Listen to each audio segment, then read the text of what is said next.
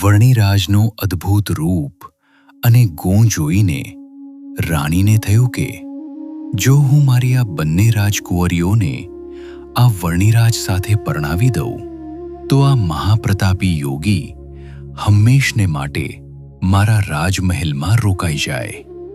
રાણીને સંશય થતો કે મારો કુંવરીઓને પરણાવવાનો સંકલ્પ સિદ્ધ થશે કે નહીં.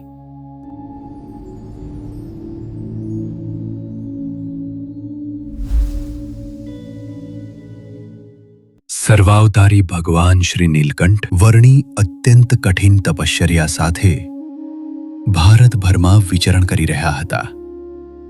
પ્રત્યેક જીવના હૃદયની વાત જાણનારા અંતર્યામી વર્ણિરાજ વંશીપુરના રાજાનો શુદ્ધ મુમુક્ષુ ભાવ જાણતા હતા. તેથી જ તેઓ પવિત્ર કોશી નદી પાર કરી પોતાના વિચરણને આગળ વધારતા વંશીપુર તરફ વળ્યા. વંશીપુરના રાજા સ્વભાવે અત્યંત ધર્મિષ્ઠ, ઉદાર અને સંતસેવી હતા. તેમના મનમાં સંતો, સાધુઓ અને વિદ્વાનો પ્રત્યે અખૂટ આદર હતો. ક્યારેક કોઈ સામાન્ય વૈરાગી અજાણતા કઠણ વચન બોલી જાય તો પણ રાજા જરાય ખોટું લગાડ્યા વિના તેમને ભગવાનના માનસ સમજીને અત્યંત નમ્રતાથી તેમની સેવા ચાકરી કરતા અને તેમની પાસેથી શ્રદ્ધાપૂર્વક કથા વાર્તા સાંભળતા. રાજાના આવા નિર્મળ અને ભક્તિમય ભાવને જોઈને તેમને અભય વર્તેવા અને તેમનું આત્યંતિક કલ્યાણ કરવા માટે જ દયાળુ વર્ણિરાજ વંશીપુરની ધરા પર પધાર્યા. વર્ણિરાજે એક ઘટાદાર પીપળાના વૃક્ષ નીચે રાત વિતાવી. વહેલી સવારે જાગૃત થઈ નિત્યકર્મ પતાવીને તેઓ સ્થિર થઈને ધ્યાનસ્થ થયા. વર્ણિરાજનું તેજ એવું હતું કે જાણે સાક્ષાત સૂર્ય ધરતી પર ઉતરી આવ્યા હોય. યોગાનુયોગ તે જ સમયે વંશીપુરના રાજા પોતાના સેવકો સાથે શિકાર કરવા માટે નીકળ્યા હતા. ફરતા ફરતા તેઓ પેલા પીપળાના વૃક્ષ પાસે આવી પહોંચ્યા.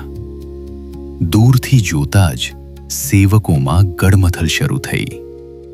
કોઈને લાગ્યું કે ત્યાં કોઈ હરણ બેઠું છે, તો કોઈને લાગ્યું કે કોઈ વરુ કે વાઘ જેવું જંગલી પ્રાણી છે. પણ રાજાનું મન માનતું નહોતું. રાજાને થયું કે જો ભૂલે ચૂકે તીર ચલાવું અને ત્યાં કોઈ માણસ હોય તો મને બ્રહ્મ હત્યા કે માનવ હત્યાનું પાપ લાગે. ખરેખર તો આ રાજાના અંતરમાં વર્ણિરાજની જ પ્રેરણા થઈ રહી હતી. એટલે જ રાજાએ ઘોડા પરથી ઉતરીને પોતે જ ચાલીને તપાસ કરવા જવાનું નક્કી કર્યું. રાજા જ્યારે વૃક્ષની નજીક પહોંચ્યા ત્યારે તેમની આંખો અંજાઈ ગઈ. ત્યાં કોઈ પશુ નહીં, પણ એક મહા તેજસ્વી બાલ બ્રહ્મચારી બિરાજમાન હતા. તેમનું સ્વરૂપ વર્ણવતા સંતો કહે છે, કમલ નયનદલ કમલમુખ, કમલ મૃણાલ સે અંગ, કોમલ કરપદ કંજસે, નાભી કમલ જલ ભ્રંગ. વર્ણિરાજના નેત્રો કમલની પાંખરી જેવા સુંદર હતા. મુખારવિંદ કમળ જેવું ખીલેલું હતું અને તેમના સર્વે અંગો કમળના નાર જેવા અત્યંત કોમળ અને દિવ્ય હતા. તેમની નાભી એટલી સુંદર હતી કે જાણે જળમાં ખીલેલા કમળ પર ભમરો બેઠો હોય. રૂપના અંબાર એવા વર્ણિરાજને જોતાની સાથે જ રાજાના અંતરમાં જે અશાંતિ હતી તે શમી ગઈ અને શાંતિનો શેરડો પડી ગયો. રાજાને ખાતરી થઈ ગઈ કે આ કોઈ સામાન્ય યોગી કે બાળક નથી, આ તો સાક્ષાત પરમાત્મા છે. તેમને તો એવું લાગ્યું કે જાણે કૈલાશપતિ મહાદેવજી સ્વયં અહીં બિરાજ્યા છે. અત્યંત શ્રદ્ધા અને ભક્તિથી રાજાએ વર્ણિરાજને દંડવત પ્રણામ કર્યા અને તેમની અનુજ્ઞા લઈ બાજુમાં બેઠા. રાજાએ પોતાના સમગ્ર જીવનમાં ક્યારેય આવી શાંતિ કે આનંદનો અનુભવ કર્યો નહોતો. તેમના બારે કોઠે પ્રકાશ થઈ ગયો, એટલે કે તેમના અંતરના ખૂણે ખૂણામાં દિવ્યતાનો ઉજાસ ફેલાઈ ગયો. રાજાને પાકી ખાતરી થઈ ગઈ કે જેમના માટે તેઓ અત્યાર સુધી સંતોની સેવા કરતા હતા, તે તેમના ઈષ્ટદેવ ભગવાન રામચંદ્રજી જ આજે બાલયોગીના વેશમાં સામે ચાલીને દર્શન આપવા આવ્યા છે. રાજાનું હૃદય ભક્તિથી ઉભરાઈ આવ્યું. તેમણે બે હાથ જોડી અત્યંત કાલાવાલા કરતા પ્રાર્થના કરી, હે પરમાત્મા, હે પ્રભુ, આપના દર્શનથી મારું જીવન ધન્ય થઈ ગયું છે, પણ હવે આપ કૃપા કરીને મારા રાજ્યમાં પધારો. આ સેવકને આપની ટહેલ કરવાનો અને રાજમહેલને પવિત્ર કરવાનો લાભ આપો. સામાન્ય રીતે નીલકંઠ વર્ણીને વસ્તીમાં કે ભીડભાડવાળા શહેરોમાં જવું જરાય રૂચતું નહોતું. તેઓ તો એકાંત અને વનવગડાના પ્રેમી હતા. પરંતુ આ રાજા પૂર્વજન્મના અત્યંત શુદ્ધ મુમુક્ષુ હતા અને તેમના હૃદયમાં ભગવાન પ્રત્યેનો સાચો ભાવ હતો. ભક્તના ભાવને વશ થઈને વર્ણિરાજ રાજાની સાથે તેના નગરમાં જવા સંમત થયા. વર્ણિરાજની સંમતિ મળતા જ રાજાના આનંદનો પાર ન રહ્યો. તેમણે તરત જ પોતાના તબેલામાંથી સૌથી શ્રેષ્ઠ અને તેજસ્વી ઘોડો મંગાવ્યો અને તેને સુંદર આભૂષણોથી શણગાર્યો. ઘોડો આવતા જ રાજાએ અત્યંત આદરપૂર્વક વર્ણિરાજને તે ઘોડા પર બિરાજમાન કર્યા. આ દ્રશ્ય જોઈને સેવકો તો અચંબામાં પડી ગયા. તેમને નવાઈ લાગી કે જે રાજાને પ્રજા મસ્તક નમાવે છે, તે રાજા આજે એક નાના બાળયોગીના ચરણોમાં કેમ પડ્યા છે? સેવકો રાજાના આ પરિવર્તનને સમજી શકતા નહોતા, કારણ કે રાજાએ જે દિવ્ય અનુભૂતિ કરી હતી તેની જાણ એ બિચારા સેવકોને ક્યાંથી હોય? જે ભગવાન આખા જગતનો આધાર છે તેવા સર્વાધાર વર્ણિરાજ આજે ઘોડા પર સવાર હતા. પેલો ઘોડો પણ જાણે સમજતો હોય કે તેની પીઠ પર સાક્ષાત પરમાત્મા બિરાજ્યા છે, તેમ તે ગૌરવભેર અને ઠાઠથી ડગલા માંડી રહ્યો હતો. રાજા પોતે એક સામાન્ય સેવકની જેમ ઘોડાની લગામ પકડીને આગળ ચાલતા હતા અને આજુબાજુ સેવકો ચાલતા હતા. વંશીપુરની ધરતી પર આજે ભગવાનની અનોખી રાજસવારી નીકળી હતી. જ્યારે આ દિવ્ય શોભાયાત્રા વંશીપુર શહેરની ભાગોળે પહોંચી, ત્યારે નગરજનોના આશ્ચર્યનો પાર ન રહ્યો. લોકો તો ફાટી આંખે જોઈ રહ્યા કે જેમના તેજ અને પ્રતાપથી આખું રાજ્ય થરથર કાંપે છે, તે રાજા આજે એક સામાન્ય સેવકની જેમ પગપાળા કેમ ચાલી રહ્યા છે? પરંતુ જેવી લોકોની નજર ઘોડા પર બિરાજમાન નીલકંઠ વર્ણિના તેજસ્વી અને મનોહર મુખારવિંદ પર પડી કે તરત જ તેમના મનના તમામ પ્રશ્નો અને સંશયો ઓગળી ગયા. પ્રભુના ચહેરા પરનું દિવ્ય ઓજસ અને સ્મિત જોઈને સૌને મનથી સમાધાન થઈ ગયું કે આ કોઈ સાધારણ બાળક નથી, પણ સાક્ષાત પરમાત્મા છે. લોકો અંદરો અંદર વાતો કરવા લાગ્યા કે જુઓ તો ખરા, આ કોઈ સામાન્ય યોગી નથી. એમની છટા, એમનું તેજ અને એમની કાંતિ તો જુઓ. વાહ રે વાહ! આવી દિવ્ય વિભૂતિ આપણે જન્મોજન્મમાં ક્યારેય જોઈ નથી.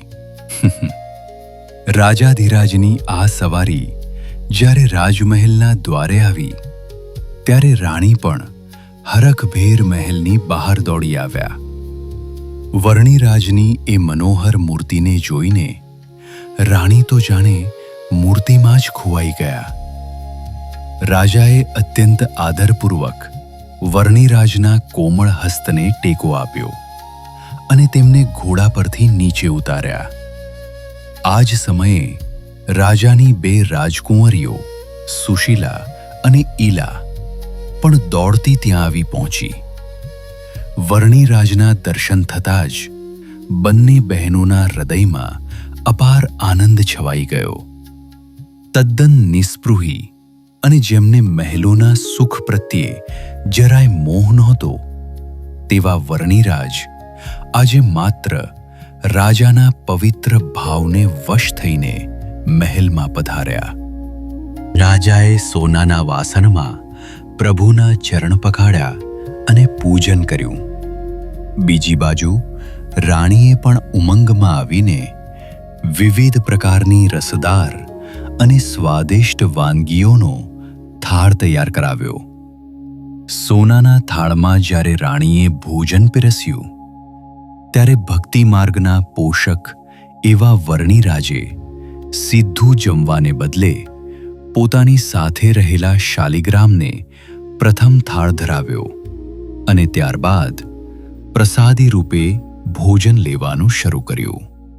આજે પ્રેમ મૂર્તિ વર્ણિરાજ રાજાના પરિવારનો નિર્મળ પ્રેમ આરોગી રહ્યા હતા. જો કે જેમ એક માતાનો સહજ સ્વભાવ હોય છે તેમ રાણીના મનમાં એક લોભ જાગ્યો.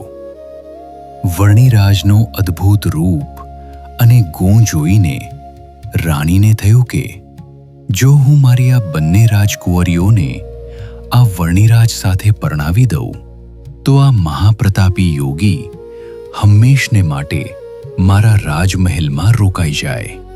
આ વિચાર સાથે તેમણે સુશીલા અને ઈલાને બોલાવીને સૂચના આપી કે તમે આ યોગીરાજની તન મનથી સેવા કરજો. એ જે કાંઈ માંગે તે પળવારમાં હાજર કરજો.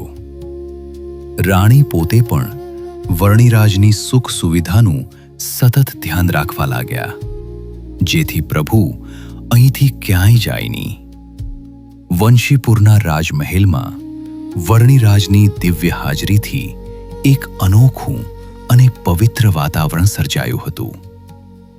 વર્ણિરાજ વહેલી સવારે જાગૃત થાય ત્યારથી જ તેમની સેવામાં બંને રાજકુંવરીઓ સુશીલા અને ઈલા પરોવાઈ જતી. પ્રભુ સ્નાનાદિ નિત્યકર્મ પતાવે તે પહેલાં તો આ બંને બહેનો પોતે સ્નાન કરી પવિત્ર થઈને પૂજાના તમામ પાત્રોને ચકચકિત કરી દેતી. બાગમાંથી સુગંધિત તાજા ફૂલો વીણી લાવતી અને વર્ણિરાજને પૂજામાં બેસવા માટે રોજ ધોયેલું શુદ્ધ પાથરણું બિછાવી બધી જ સામગ્રી પાસે હાજર રાખતી. વર્ણિરાજ પોતાની પૂજા વિધિ પૂર્ણ કર્યા પછી નૈવેદ્યમાંથી અત્યંત અલ્પ આહાર લેતા અને બાકીનું ભોજન પ્રસાદી રૂપે બંને કુંવરીઓને આપતા. સમય જતાં આખા રાજ પરિવારને વર્ણિરાજ પ્રત્યે અસાધારણ હેત થઈ ગયું. વર્ણિરાજ ક્યારેક સભામાં તો ક્યારેક માત્ર રાજ પરિવાર સાથે બેસીને અદ્ભુત વાતો કરતા. તેઓ પુરાણોના દ્રષ્ટાંતો આપીને ધર્મ, જ્ઞાન, વૈરાગ્ય અને ભક્તિનું ઊંડું રહસ્ય સમજાવતા. જો કે વાતોમાં ઘણીવાર વર્ણિરાજ આ સંસારના મિથ્યાપણા વિશે અને ત્યાગ વિશે વાત કરતા, જે સાંભળીને રાણીને સંશય થતો કે મારો કુંવરીઓને પરણાવવાનો સંકલ્પ સિદ્ધ થશે કે નહીં. વર્ણિરાજના આગમનથી વંશીપુરમાં જાણે સમૃદ્ધિની હેલી ચડી. તે વર્ષે ચોમાસામાં ઉત્તમ વરસાદ થયો અને ખેતરોમાં ધાન્ય પુષ્કળ પાક્યું, રાજ્યની આવક વધી ગઈ. રાજા રાણીને ખાતરી થઈ ગઈ કે આ બધો જ પ્રતાપ વર્ણિરાજના પગલાંનો છે. આથી તેઓ પહેલા કરતાં પણ વધુ ઉદાર હાથે ગરીબોને પુણ્યદાન કરવા લાગ્યા. રાજાની જે જૂની હિંસક વૃત્તિ હતી તે પણ પ્રભુના ઉપદેશથી સાવ મટી ગઈ અને તેઓ પરમ અહિંસક બની ગયા. રાજ્યના પંડિતો જેઓ ભગવાનને નિરાકાર માનતા તેમને પણ વર્ણિરાજે શાસ્ત્રના સચોટ પ્રમાણ આપીને ભગવાનનું દિવ્ય સાકાર સ્વરૂપ સમજાવ્યું, જેથી પંડિતો પણ અહોભાવથી પ્રભુના ચરણે નમી પડ્યા. વર્ણિરાજના દિવ્ય પ્રતાપે રાજ્યની સમૃદ્ધિની સાથે લોકોના હૃદયમાં પણ દયા, દાન અને ભક્તિના બીજ રોપાયા. રાજા રાણી અને પ્રજાજનોના જીવનમાં એક અનોખો ઉત્સાહ અને શાંતિ છવાઈ ગઈ. આખું વંશીપુર જાણે ભક્તિના રંગે રંગાઈ ગયું.